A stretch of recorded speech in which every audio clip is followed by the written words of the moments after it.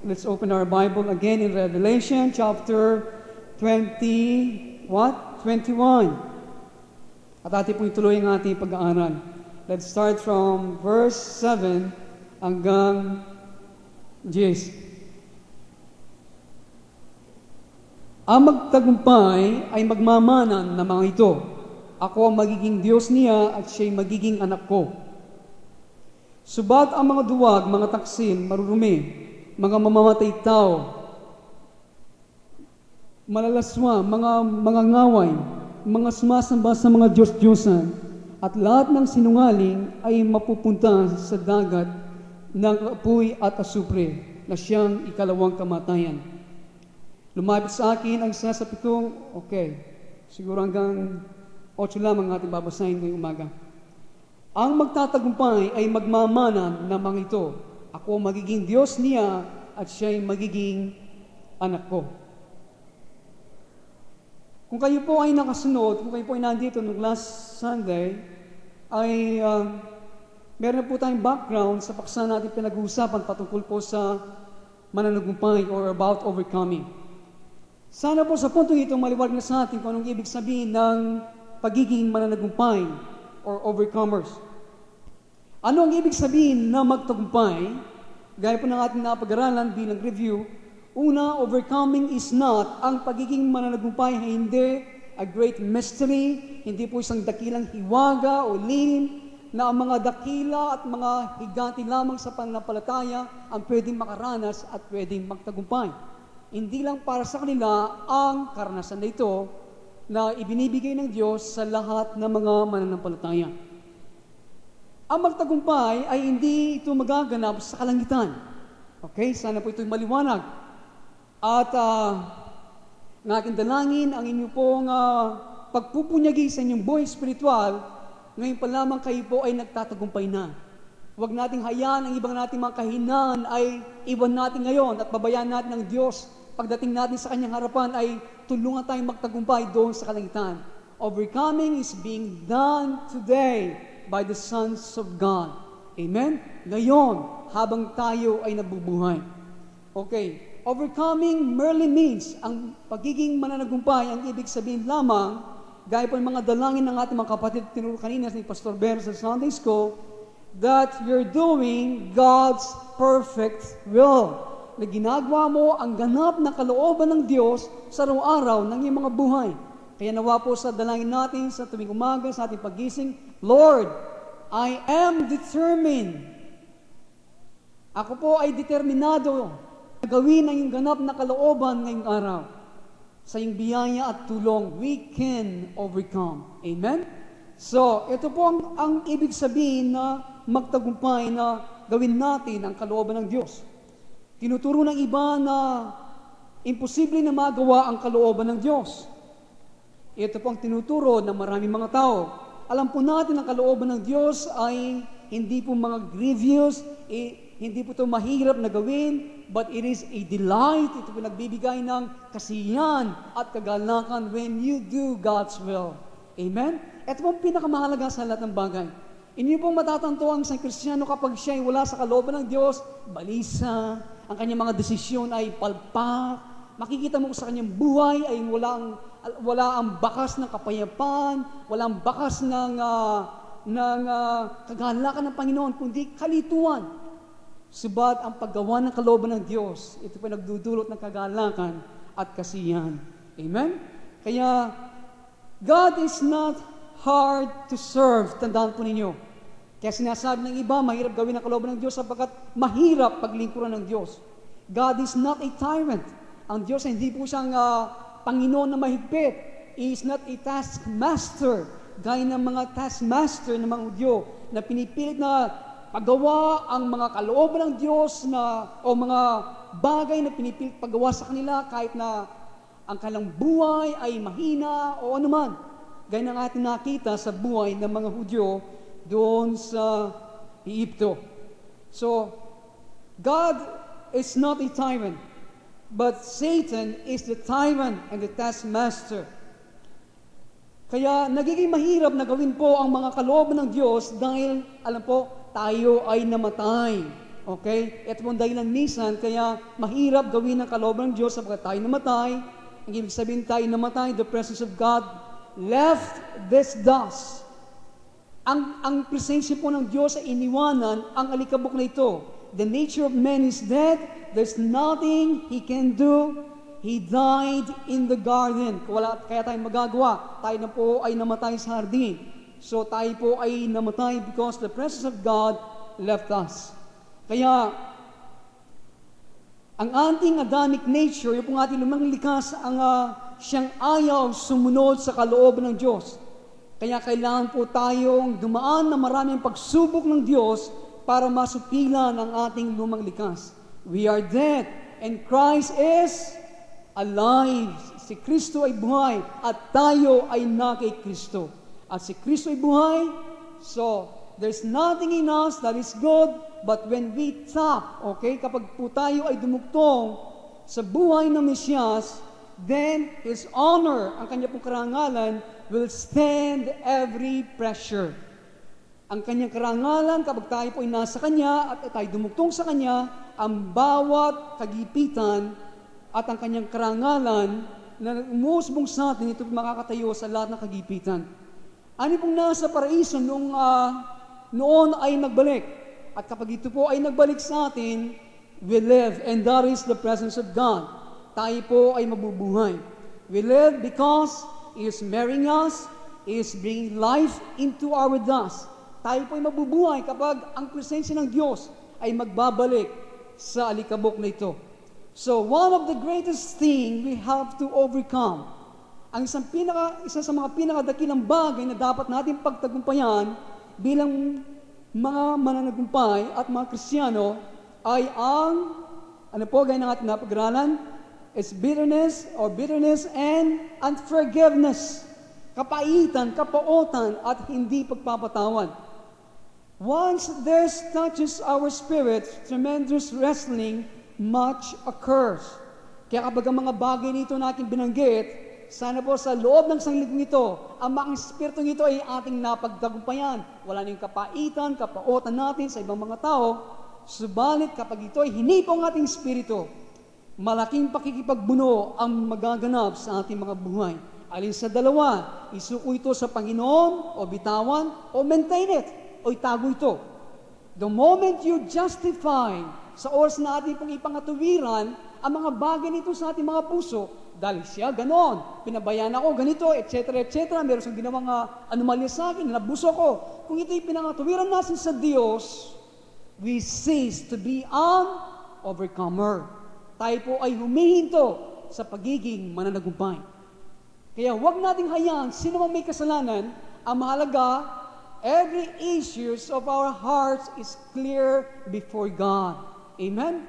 Alam niyo po sa ating pag-aaral at sa ating buhay Kristiyano, ngayon sana ay nagiging maliwanag na sa atin. Hindi na tayo nagsusumbat, siya kaya may kasalanan, ako may kasalanan, ito yung kanyang ginawa, ang pastor na ito ginawa sa akin, tinawag ako ng kulto, sinira ako sa lahat ng mga Kristiyano. Alam po ninyo, lahat ng ito ay hindi natin ituturo ang ating mga kamay sa mga kagamitan na ginagamit ng Diyos. Amen? Kaya mga kaibigan, sana na yung mga paratang sa atin, yung ginawa sa atin, ay huwag nating hayaan na maghari. Okay? Huwag nating hayaan na yan ay umikot sa inyong buong kaisipan hanggang ito ay tayo malugmok at maposes ng mga espiritu nito. Kapag ito nangyari, merong lamat, parang sampader na nabiyak, at yun ang pinapasukan ng mga espiritu, labas-pasok. Kaya yung mga ugali at mga asal ay nagbabago. Minsan napakataas mo, minsan baba ka. Sabat may access ang mga espiritu ito sa ating mga buhay spiritual. We have to reject this. Amen?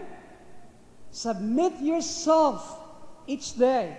Tayo magpasakop sa Diyos araw-araw and resist the devil and he will flee from you. Kaya, huwag po tayo sanang huminto bilang mananagumpay kapag ang mga pressures of life, ang mga kagipitan ay dumarating sa ating mga buhay. But anyone in this church can be an overcomer now. Amen? Ang aking pong dalangin, tayong lahat nandito sa iglesia ito, ay pwedeng maging mananagumpay sa kasalukuyan. Hindi po ito isang pagpapakabayani. Sana po ay maliwanag na sa atin na pinapatunayan mo na ikaw ay isang espiritual na tao, nag-aayuno ka ng 1,000 taon. Ipinakikita mo na ikaw ay isang dakila at higante. No. Tumayo kayong matatag sa iyong kalalagayan at iyan ay darating sa atin ng mga bagay na dapat natin pagtagumpayan sa ating mga buhay. Meron tayong mga problema, kahinaan, mga problema sa loob ng tahanan, sa loob ng opisina at iba pang mga bagay na ibinigay sa atin na dapat natin pagtagumpayan. God has set you a task. Binigyan tayo ng Diyos na trabaho, and the task is to straighten that thing out. Kaya ang kailangan po natin, trabaho ito ay kailangan natin ituwid para wag malagay sa peligrong kalagayan ang programa ng Diyos sa ating mga buhay. Amen? Ang aking pong pagnasa, para sa ating lahat, araw-araw kayo sumusulong. Hindi kayo humihinto sa programa ng Diyos, hindi kayo humihinto sa pagiging mananagumpay. Sapagkat alam natin, ang mga bagay na ating inawit kanina ay mga gantimpala ng pagiging mananagumpay. Religion, church attendance, at pagdalo sa iglesia, ang kinatatakutan ko pa, yung hindi na dumadalo, ano pa kaya? Sila na magtatagumpay. A surely language of Canaan, none of it counts. Okay? Wala pong halaga mga bagay nito. That's only religious artifacts. Ito po yung mga bunga lamang ng mga reliyosong gawain natin. Ang mga ito ay walang kaugnayan sa ating kalagayan para magtagumpay. What matters is your heart clear before the Lord, God in every issues, or you're holding up something that is questionable. Are you holding something questionable in your life? Meron ba mga sa inyong puso ngayon at buhay na hawak-hawak natin na questionable sa harapan ng Diyos? Tayong kayo at ang Diyos ang nakakaalam. Ito ang ibig sabihin na magtagumpay. And it is not easy. Alam po natin yan, hindi ba? Hindi madali. Ganyan pa man, we have the Lord in our side. Okay, overcoming implies what? Battle. Ganyan ang ating inawit. Ang pagtatagumpay, ito po ay nagpapahiwatig ng digman, labanan. It is a wrestling match. Ito po ay isang pakikipagbuno. Sinabi po ni Pablo na tayo po ay nakikipagbaka laban sa mga pamunuan at mga kapangyarihan, mga namamahala ng kadilimang ito sa sanglibutan. Ito po ang ating labanan. Ito ang ating mga kaaway. Ang wrestling ay kakaiba po sa ibang mga sports. Kung kayo po ay, ilan po sa inyo ay akin napansin ay mahilig sa wrestling noon at iba pang mga bata. Pero meron pong danger kapag lagi ang mga bata ay nanonood ng wrestling. Sapagkat akin napansin, paglabas ng kanilang maid, merong black eye, sapagkat itong pinapraktisan. Subalit, ang wrestling po ay kakaiba sa ibang mga sports. It is more intense. Kayo ba'y nakapanood ng wrestling? Yung pong dalawang mga mukhang weird at hindi natin alam kung saan planeta galing sila. Malalaki ang kalamang katawan sa TV. Hindi ko po, I don't advocate, okay? Na manood kayo ng TV. Ako hindi nanonood ng TV, pamisan-misan kung kailangan. Pero noon po, lagi nanonood tayo ng wrestling. Ito po ay, alam natin ito ay very intense. Ito po ay napakatindi. Matindi kaysa boxing. Sapat ito po ay maigsi. Ito po ay mas matindi kaysa football or basketball ang wrestling. Dahil po ang larong ito, mas na ito ay one-on-one. Kung yun napapansin, ang wrestling po kadalasan, ito po ay one-on-one, pag-isan. Pero ngayon ang kinapapansin, ang wrestling po ay merong dalawan. Pero madalas ito po ay one-on-one. Sa isa pong kisap mata, ito po ay natatapos. Kung hindi mo papansin, mahusay, bang, bang, bang. Tapos na ang labanan. So it is very intense. At magsisignal ang referee, tapos na. Hindi po ito katulad ng chess. Kung kayo po naglalaro ng board game na ito ng chess, ikaw ay uupo dyan, meron kang timer, maghihintay ka muna sa iyong kalaban na kukuha o kasi siya ay susulong ng kanyang mga pawns o kanyang mga pieces. Pwede kang maghintay. It is experience against experience. Laban sa karanasan instead of muscles against muscles. Kaya, yung pong may maraming karanasan, yung pong may alam na maraming mga moves at gagamitin na mabuti, na siyang mananalo. Subat hindi po ganito sa wrestling. Okay? Kailangan ng karanasan at alam po natin ang mga kilos. Kailangan po yan matindi eh. Kikilos siyang ganito, kikilos na ganito, bang, bang, bang, tapos na. Hindi ba? So, it's over in a seconds kung ito ay mausay ang mga naglalaro. Now, God is training warriors today. Amen? Ang Diyos po sa kasalukuyan ay sinasanay niya ang kanyang mga mandirigma. At sa bawat conflict, sa bawat labanan, ay may tinuturo sa atin. Inyo ba itong napagtanto sa inyong buhay? Ang bawat labanan, may tinuturo sa atin. At ito po ay nagpapalaki, nagpapalago ng karanasan para hindi na natin muling gawin ang mga bagay na yon. Sapagkat we learn, tayo po ay natuto. At sa bagay na mahalaga, kapag po tayo nasa isang conflict, sa isang labanan, tayo po ay nagpapatuloy. We never quit. We never quit. Amen? Hindi po tayo humihinto. We go on, keep on going, never quit. Ito po yung mahalaga. Ito po ang isang asal ng isang mananagumpay. Amen? Alam niyo po, kung ako po ay sa biyaya ng Diyos, sa maraming mga pagsubok ng buhay at kapalpakan at kasalanan na aking nagawa, at lalo na ngayon mga pressures, hindi lang po lalo na sa Kristyanismo, maraming mga pastora po ay lumalakad sa kanilang mata ay wala po akong ulo. Kahit na minsan ang ulo, hindi nadagdag ko ng age para naging matataag. Wala pa rin ako ng hulo sa kanila. Ang ibig po sabihin na mga bagay natin pinag-aaralan dito, sinasabi na mali ang aking tinuturo, kayo na po maghatol. At maraming mga bagay, huwag kayong bumunta dyan. Matamis silang magsalita, kagad kayo mainggan nila. Alam ko po ang ilan sa inyo ay nilapitan na sa mga puntong ito. Kaya, we have to go on, keep on going, and never quit. At ang ating pong antagonist, ang ating pong kaaway sa Satanas, ang sanglibutan, ang ating sariling kalooban, your carnal laws, ang atita nating laman, lahat ay nakikipagbaka para po ma-preserve, para mapangalagaan ang ating Adamic nature. Ang dami pong kampi ng ating Adamic nature, no? Imagine, yung likas mong luma. Ang daming kakampi. Yung aking binanggit. Lahat ng ito ay nakikipagbaka. Minsan kaaway mo mismo ay yung sarili, yun ang pinakadakilang kaaway. Hindi ba? Minsan sa pingilan mo niya ang sarili mo. Parang nigising ka. Patamag manayaw ko. Panginoon kayo sarili ko. Kandutang king kakang balugbog. Masakit, minsan mabubus-busin yan. Minsan po ito dapat gawin ng maraming mga mananagumpay. Amen? At nandito tayo, ang ating tayong taglay ay ang ating katawan. Nandito tayo, ang ating taglay, ang ating katawan that is prone to sin. Ang katawan na ito po ay mahilig sa kasalanan. You have a soul, meron kang kaluluwa. Ito naman.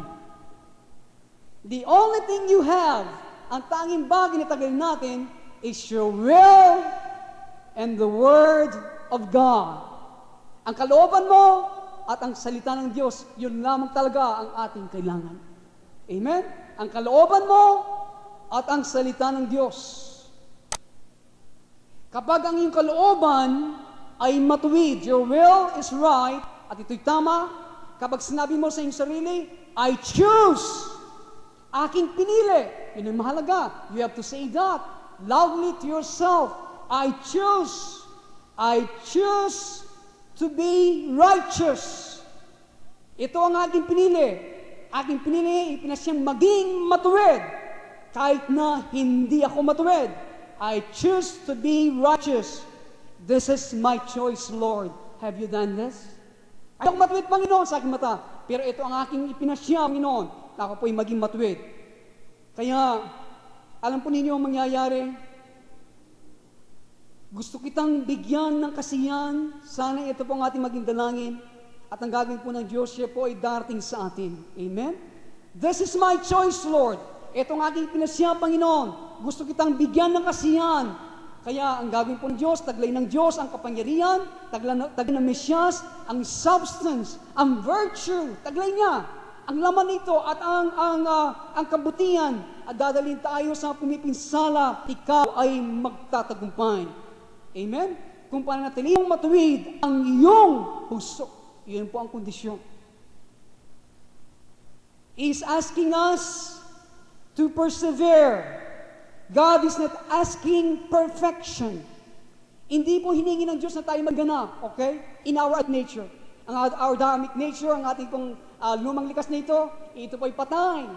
Prone sa kasalanan, kaya hindi na hiningi ito na maging ganap. Gayun pa man, is asking us to persevere. Is asking us to persevere.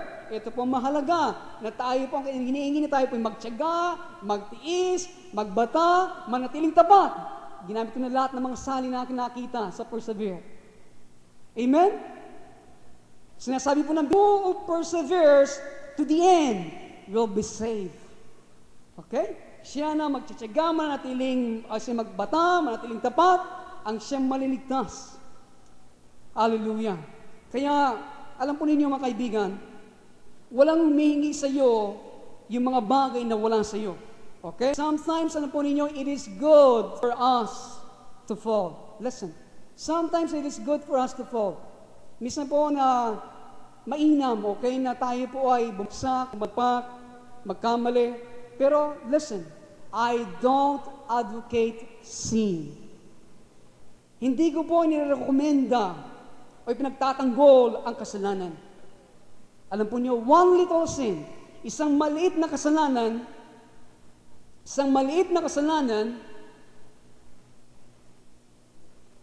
you pay for that sin for 15 years. Kung yung mapapansin. Isang maliit na kasalanan, minsan ito babayarin mo sa loob ng 15 taon. So I do not advocate sins, but minsan, it is good for us to find out na mabuti po para sa atin, na ating makita at masumpungan at malaman ang ating mga shortcoming area kung saan po tayo mahina. So, we have to learn, we have to profit. Kailangan po tayo makinabang dahil kapag po we become wiser. Okay? Tayo po ay nagiging marunong. So, we have to lose the wrestling match once in a while.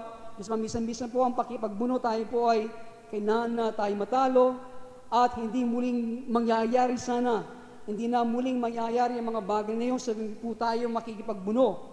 We have to learn, and we have to learn fast. Amen? Nandiyan ba kayo? So, mga kaibigan, we have to go on. Keep on going, never quit. That is the figure used po in the Bible. Running, takbuhan. 7, Revelation chapter 21. He who overcomes, ano po sinasabi? He who overcomes, siya na magtagumpay. Huwag niyo pong alasin yung mga Bible dyan. He who overcomes, siya na magtagumpay. Wala po sa Biblia kailanman na hindi po sinabi, they who overcome. Hindi po natin binasa sa verse 7 ng chapter 21 na sinasabi, they who overcome. Sila na magtatagumpay. Kundi ano sinabi?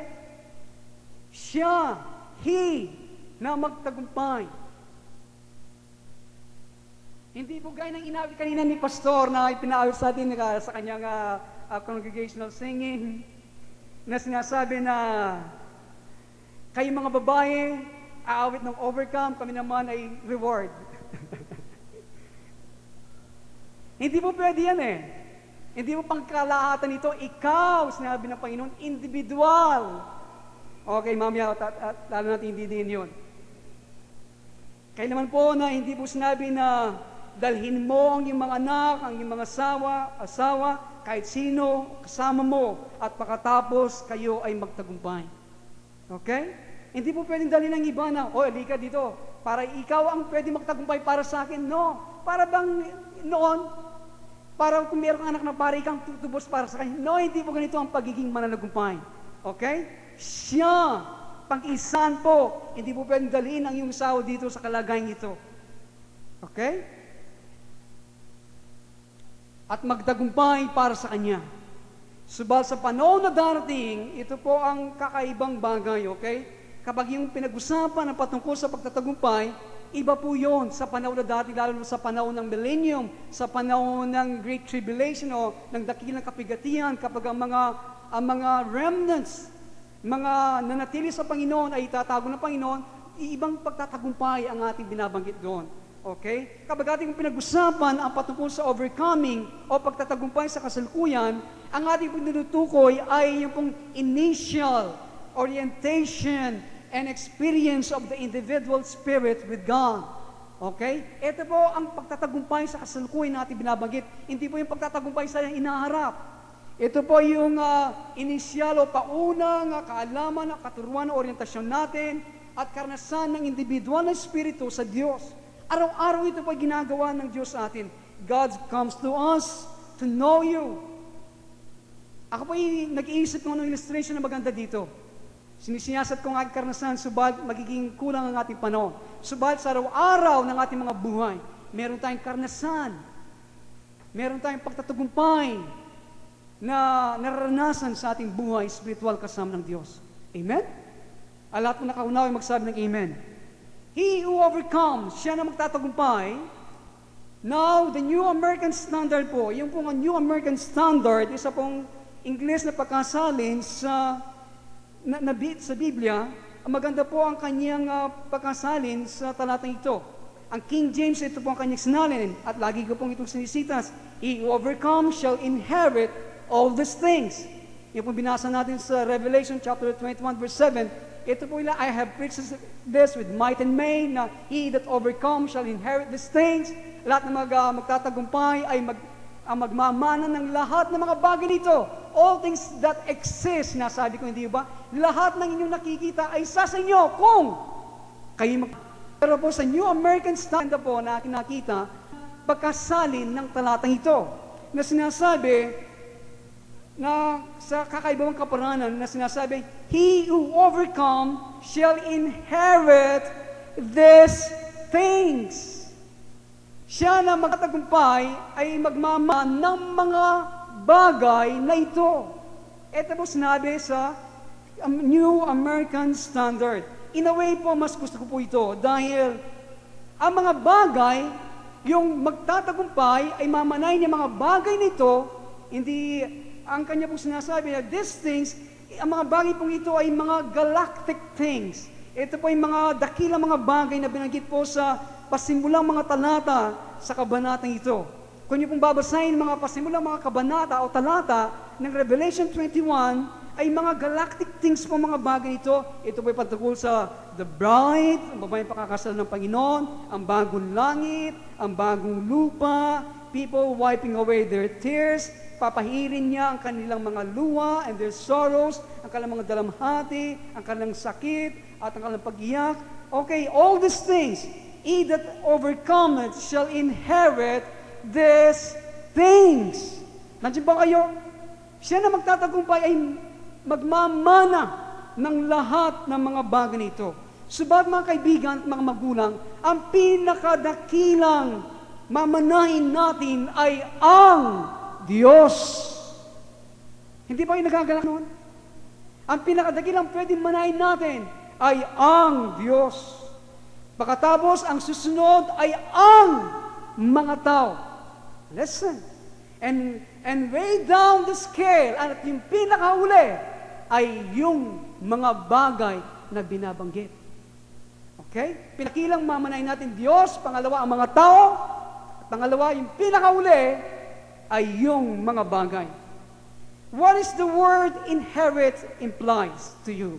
Kung tatanungin ko po kayo, ano po ang pinapahiwatig ng salitang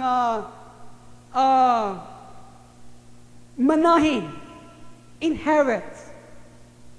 Ano po itong pinapahiwatig sa atin? Hindi ba? It implies ownership.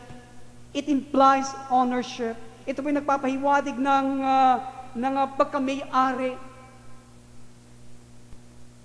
It is the transition ownership from the deceased to the heir, hindi ba? Ito po ay paglipat ng pagkamay-ari mula sa namatay tungo doon sa tagapagmana. Nandiyan ba kayo? Ito po ang sinasabi, we shall inherit. Kaya inililipat sa atin ang mga bagay nito. Hallelujah. Kaya kung sinabi po ng Diyos, siya na magtatagumpay, ang tanong po, ilan ang mga mananagumpay na kanya pong binabanggit? Ilan? Isa.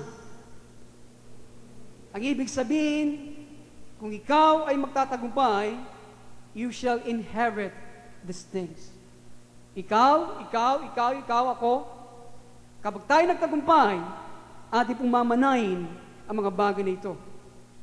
Kaya mga kaibigan, siya na magtatagumpay ay magpa-participate. Siya po ay makakasama sa mga bagay nito.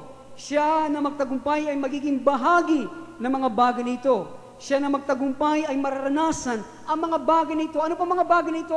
Yung mga bagay natin binanggit kanina. Bagong langit, bagong sanglibutan, at etc. na sinabi. Hallelujah. Thank you, Jesus. You will inherit God, the people, and all these things. Siya na magtatagumpay ay maranasan ng mga bagay nito. Lahat po ng mga klase mga salita ay pwedeng ginamit dito po ng Panginoon. Pwede niya sabihin na sila na magtatagumpay, o sila na magtagumpay pupunta sa langit lamang at doon magpupuri na walang hanggan. Pwede pong gamitin ito ng salita ng Diyos, hindi ba? Pero kapag ito ginamit ng Diyos, magbabago ang ating destinasyon, magbabago ang ating hinaharap. Pero ang Diyos ay naging mapili po siya sa kanyang mga salita. Subalit yung pong salitang inherit o mamanayin ay kakaiba po sa lahat. Amen? Sapagkat sinasabi po sa salita ng Diyos in one book, listen. Isang bagay nating mamanayin sinasabi, He shall divide the spoils with the strong. Yan po ay napakasarap.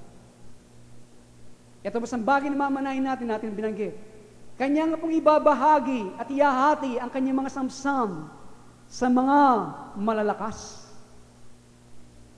Ano po itong samsam na ito?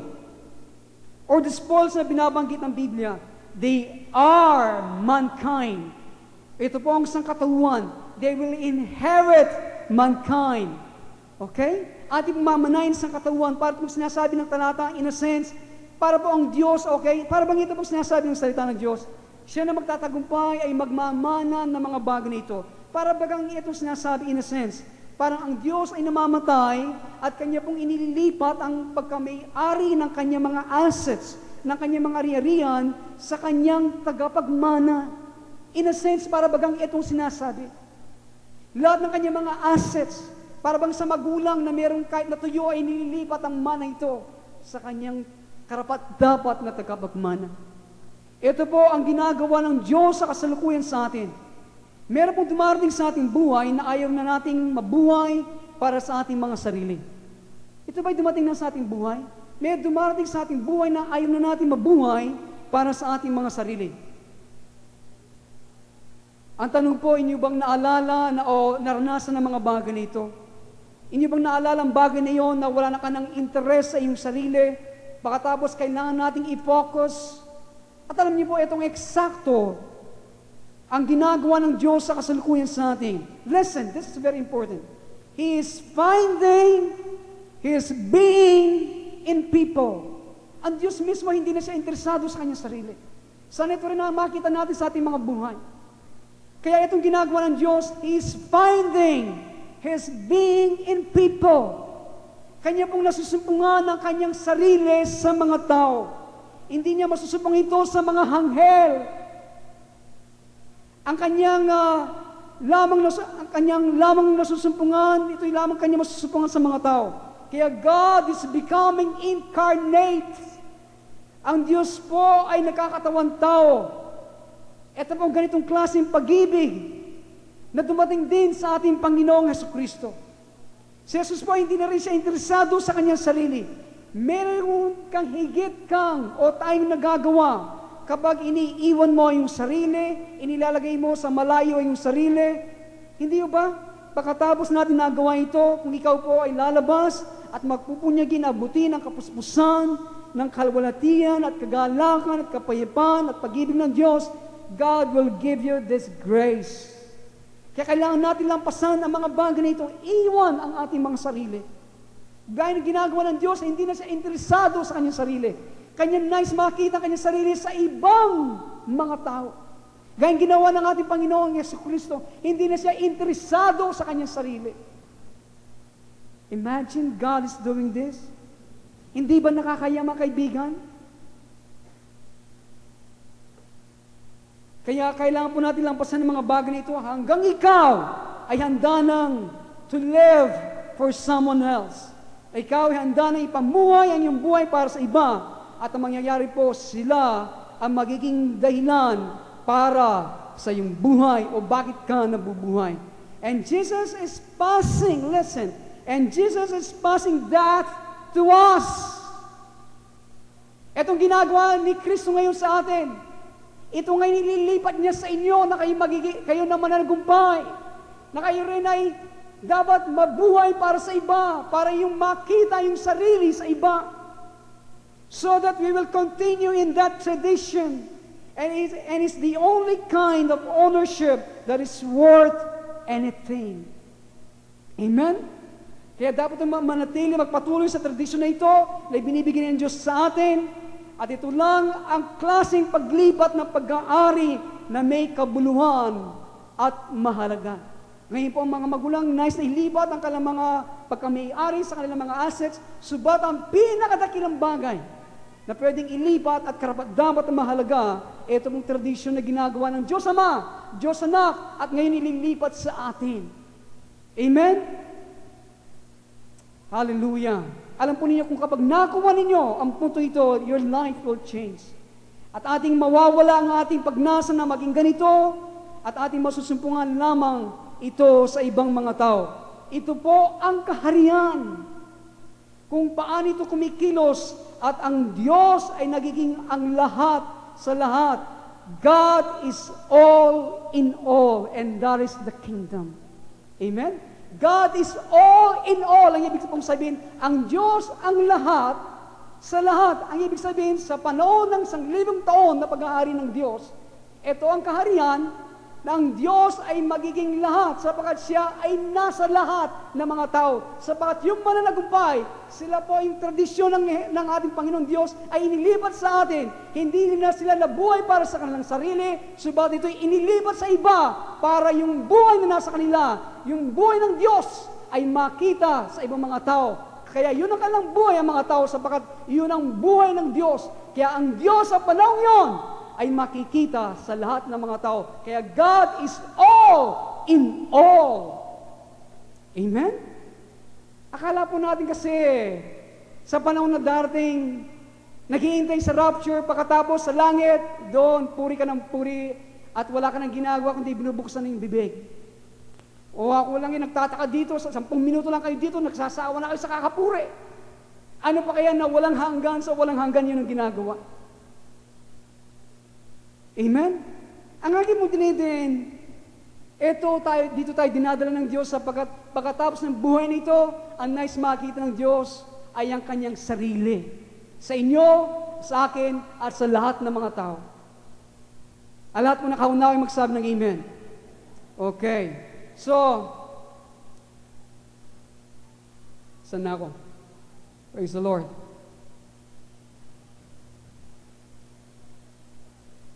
Ang ating pong pagtatagumpay, dito po sa dakong ito, sa katapusan, dito po tayo dinadala sa lugar na sasabihin natin sa Diyos, hindi sa mga bagay nito, I'm not interested in mansion, hindi na po ako interesado sa mga mansyon, kahit po marmol na itim yan, o anuman, o ganito, etc. I don't care about mansion. I'm not interested in sitting on the throne. Hindi na ako interesado na maupo sa trono. I'm not interested na makita ang mga magagandang tanawin sa kalangitan.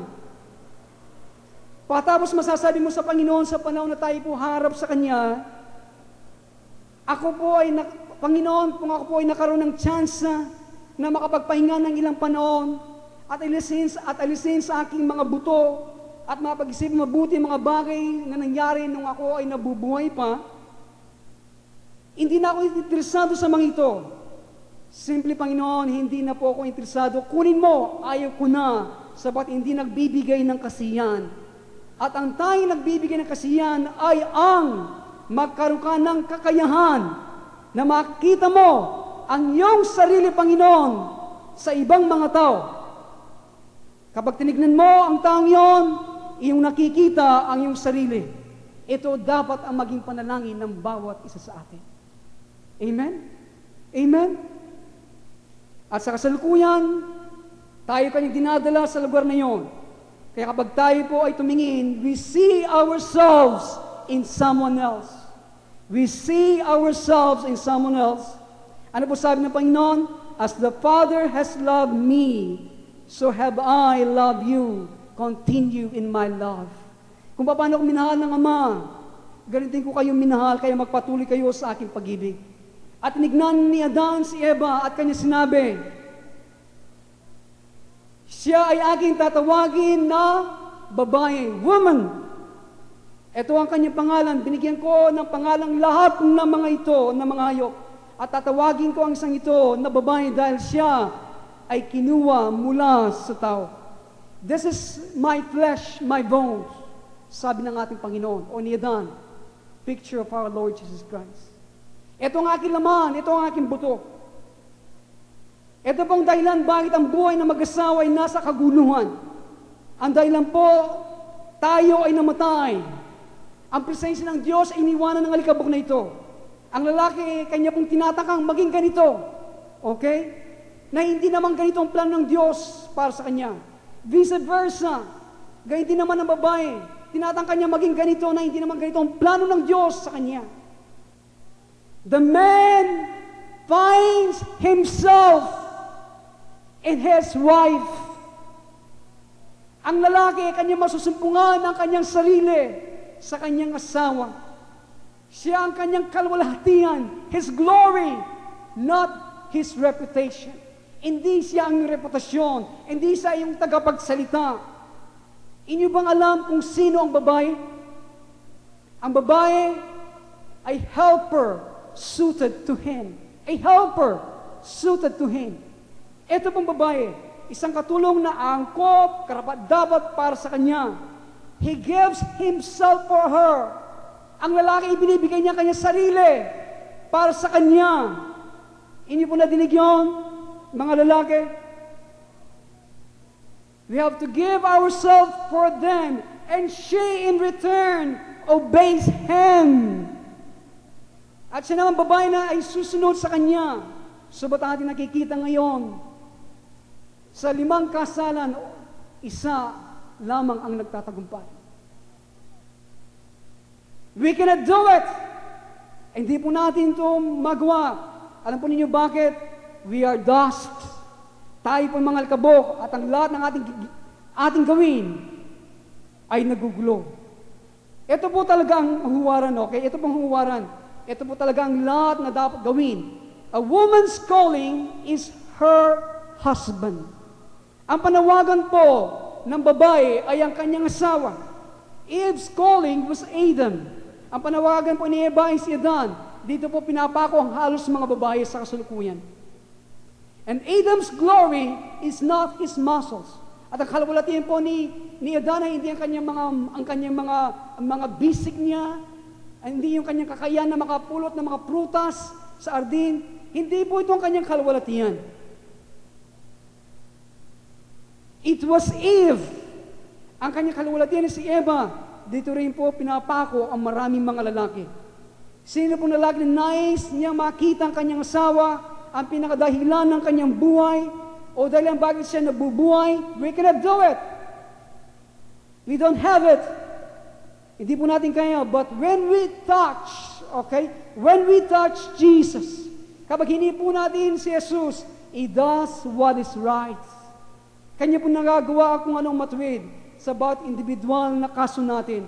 At siya lamang ang makakagawa nito dahil siya lamang ang merong tunay na buhay. Ayaw ko pong madinig kahit kanino man, mga kapaliwanagan, mga mechanism. Alam niyo po ngayon maraming mga libro. How to have a successful marriage, how to raise your children. Alam po ninyo, wala. You have all the brains in the world. Taglay mo man ang lahat ng mga aklat. Taglay mo man ang lahat ng utak ng sanglibutan. Patungkol pa paano maging, paano maging buhay na mag-asawa. Paano palaki ng mga bata. It takes Jesus and His presence. Kailangan ang presensya ni Kristo at si Kristo mismo. Ang problema po natin ay nasa ating Adamic nature. Ang problema po ay nasa ating lumang likas na sumisigaw, never! Ayaw ko mga bagay na yan! He who overcomes, siya na magtatagumpay, shall inherit, shall inherit, shall inherit. Siya na magtatagumpay, magmamana, to own, kanya pag-arin. Siya ang magiging bahagi ng Ama, ng Anak, at ng Diyos Espiritu Santo. Hallelujah! Kumikilos, gumagawa sa pag-ibig ng Diyos, dumadami, being multiplied, nagbubunga, being fruitful, at nasusumpungan ang kalwalatin, kapayapaan, pag-ibig sa ibang mga tao. Wala na hong iba. Maraming mga Kristiyano ang ginagawa ang kanilang mga bagay sa kasalukuyan. Ito po nga napansin. Maraming mga manggagawa ng Diyos, maraming mga Kristiyano, maraming mga tagapagturo, ginagawa ang kanilang mga bagay. Ang mga Kristiyano po, ito po kanilang ginagawa, basis sa organisasyon, mahalaga ang kanilang mga samahan, ito mahalaga sa kanila. Ayan natin malibang sila sa kanilang mga laruan, okay? These are toys. Our concern is the people. Ito pong ating inaalala ang mga tao kapag tayo lumalago. Okay, lumalago ang ating inaalala yung mga tao. At kung hindi tayo lumalago, we play our toys also. Naglalaro din tayo. He that overcomes shall inherit these things. They are things. Siya na magtatagumpay, magmamana ng mga bagay nito natin binanggit.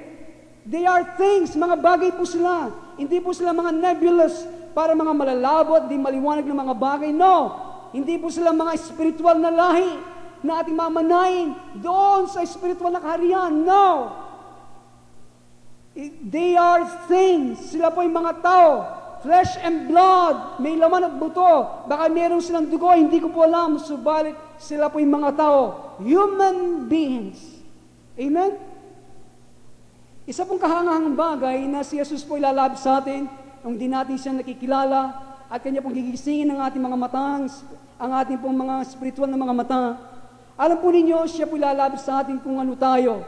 Taglay natin ang rebelyon, marumi at baboy na personalidad. Sa kabila nito, siya ay lumalabas sa atin. Ang mga ito ay salungat sa kanya pong banal na likas. At sasabihin ng Panginoon sa atin, hayaan mo mahalin kita. Hayaan mo ilagay ko ang aking mga kamay at yakapin ka. Hayaan mo ipasuot ko sa iyo ang aking damit. Alam po ninyo mga kaibigan, laging may paraan ng Panginoon para makuha niya ang ating mga puso, hindi ba? May laging paraan ng Panginoon. Subalit, ang nakapagtataka, ginagawa ito ng Panginoon when He can see what we are. Kanya nakikita kung ano tayo. Magulo, a miserable mess. Alam po ninyo, ang dahilang bakit na ginagawa ito dahil ang Ama, ang Diyos Ama ay nasa Kanya. Listen. Ang Diyos Ama ay nasa Kanya. Inyo pong naalala kanya sinabi ng ating Panginoon, all He sees by the Father. Lahat na Kanya nakikita ay sa pamagitan ng Ama. Naalala ba ninyo sinabi ng ating Panginoong Yesus, I can do nothing of myself. Wala akong magagawa sa anumang bagay sa aking sarili. The Father that dwells in me. Ang Ama na nananahan sa akin. The Father gives Him the love for someone else. The Father gives Him the love for someone else. Ang Ama ang nagbibigay ng pag-ibig para sa ibang mga tao. At Kanya nakikita ang problema sa atin. Ang laman ay matuturn off kapag nakita ang nasa atin. So, but God gives that love. Okay? God gives that love. Kapag binigay ng Diyos ang pag-ibig na yon, and Jesus, sasabihin niya sa atin, you're mine. Sa akin ka, because Jesus, God the Father has given that love to Him.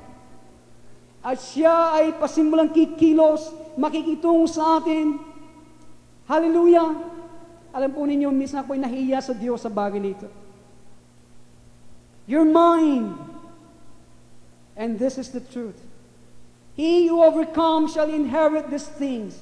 Ang magtagumpay ay magmamana ng mga ito. And I will be His God. Yan po ang kaduktong ng talata. Listen, yan po binabasa natin. We are expounding. Yan pong talata yan. And I will be His God. Siya na magtagumpay, magmamana ng mga bagay nito. At ako, ano po sinasabi? Ang magiging Diyos niya. Ito po ay nakakatawag pansin. Dahil isipin po natin, ang Diyos ay Diyos ng lahat ng mga tao. Ito po ang isip ng maraming mga tao ngayon, maraming mga Kristiyano. Ang Diyos ang siyang Diyos ng lahat ng mga tao. Siya ang Diyos ng mga backsliders, is the God, is 60-fold God, is the 20-fold God. Siya ang Diyos ng lahat. Subat ito pong mga talata sa Revelation are awesome and significant. Yung pong mga talata natin binasa ay po kasindak-sindak at mahalaga. Ang bawat isa sa mga talatang ito po, lalo sa huling kabanata ng Revelation, dahil sinasabi po sa atin ay kung ano mismo ang sinasabi ng Diyos sa atin. Napakahalaga yung pong mga binasa natin talata. These are my sons! Listen! He that overcomes shall inherit these things, sabi niya. Siya na magtatagumpay, magmamana ng mga bagay nito, at ako'y magiging Diyos niya. At ngayon sinasabi ng Panginoon sa atin, ito ang aking mga anak. Mahalaga ang bawat mga talata ito. Sa Revelation 21 and 22. These are my sons. They have been raised in the courtyard in the palace. They have been taught justice. They have been taught court ethic. They have been taught majesty. They have been taught the things that the Son of God needs to know. These are my sons. Ito po sinasabi ng Ama sa atin. Etong aking mga anak, sila po ay tinuruan sa loob ng palasyo. Sila po ay tinuruan sa pamagitan ng sila po ay pumasok sa competition or tournament at sila ay nagtagumpay. Sila ay tinuruan ng musika. Sila ay tinuruan ng mga etiketa na mga tuntunin sa kabutihan asal, sa korte. Sila po ay tinuruan ng mga kamaharlikan or majesty. Sila po ay tinuruan ng mga bagay na dapat maalaman ng anak ng Diyos. Ito po ang ginawa sa atin. Inilagay ko sila sa lahat ng mga klaseng pagsasanay na pwedeng isipin. These are my sons. Sila ang aking mga anak, and they will be known as such. At sila makikilala sa ganitong kaparaanan ng sannilikha. Amen? Hallelujah! Palakpakan po natin ang Panginoon sa puntong yun. Thank you, Jesus. You are worthy, Lord. At aking po sinasabi sa inyo, it means something to be a son of God. Amen? Wala pong kinalalaman dito kung ikaw ay babae o lalaki. Meron dapat tumatayo sa inyo, mag-ikaw po ay babae o lalaki. Aking paglilingkuran ng Diyos. Ako'y magiging matatag. Ako'y makikipagbaka kung anong matuwid. Ito po dapat umuusbong at tumatayo sa inyong kalooban. They are my sons and I will be their God is God. I will be His God. Ako'y magiging Diyos niya. Lumilitaw siya ang Diyos ng mga mananagumpay sa isang napaka-espesyal na kaparaanan. Ang Diyos ang siyang Diyos ng mga mananagumpay dahil para maging mananagumpay, kailangan ang pakikipagbaka laban sa mga Diyos-Diyosan. Okay? Kailangan ng pakikipagbaka laban sa mga idols sa kanyang dalisay na forma. Ang proseso po ng pananagumpay ay pakikipaglaban sa mga idols, hindi ba? Ang pananagumpay po hindi minsanan, ito ay process. At ito po ay pakikipaglaban sa mga about idols sa ating mga puso. About tagumpay natin, mayroong mga idols na andyan, nakatayo na dapat natin buwagin. Nandiyan po kayo? Are you there? Listen, this is very important. It is a struggle against the things. Listen, it is a struggle against the things we worship. Okay? It is a struggle against the things we worship. Ito ay pakikibaka laban sa mga bagay natin sinasamba. The things we worship are the things we love. The things we worship are the things we love. To love is to worship, and to love is to want to bring into union. Ang mga bagay natin sinasamba ay mga bagay nating minamahal. Ang magmahal ay sumamba. At ang magmahal ay yung gusto pong nito ay dalhin ka, ay yung sarili sa iyong minamahal na ikaw para makipag-isa sa Kanya. Hindi ba? Nandiyan ba kayo? Ang problema ay ang ating Adamic nature. Mahal natin ang mga bagay at hindi po tama. Pagsamantala po tayo ay okay, pinababayan po tayo ng Diyos. At ito po ay magpapatuloy. Ang sanglibutan ay magpapatuloy, subat ito ay patungo sa kalagayan na hindi po nais ng Diyos. Kaya ang pagsaselos ng Diyos ay maglalagala po. At ating madadama ang apoy nito sa loob natin. At ang Diyos ay sumisigaw kung tayo ay nasa ganitong kalagayan. Wow! Para ba sinusumpa ng Diyos sa mga bagay na nasa atin. Pero tumigil po tayo sa puntong ito. Inyo po naalala ang Diyos ay pag-ibig. Amen? Ang Diyos ay pag-ibig at mula sa Kanya ang pag-ibig at Kanyang sinasabi sa atin, ayaw kong mahalin ninyo ang anumang bagay o sinuman, malibang ito ay nagmula sa akin. Have you heard that? Ayaw kong mahalin ninyo ang anumang bagay o sinuman, maliban ito ay nagmula sa akin. Aking inihiling, ako ang manatili ninyong Diyos. Ang tanong, can we do that this morning? Choose Him to be your God. Amen? Ating po itong pagpapatuloy sa susunod na linggo at siguro sa kalooban ng Diyos, tayo po matatapos na. Tayo po lahat ay manalangin.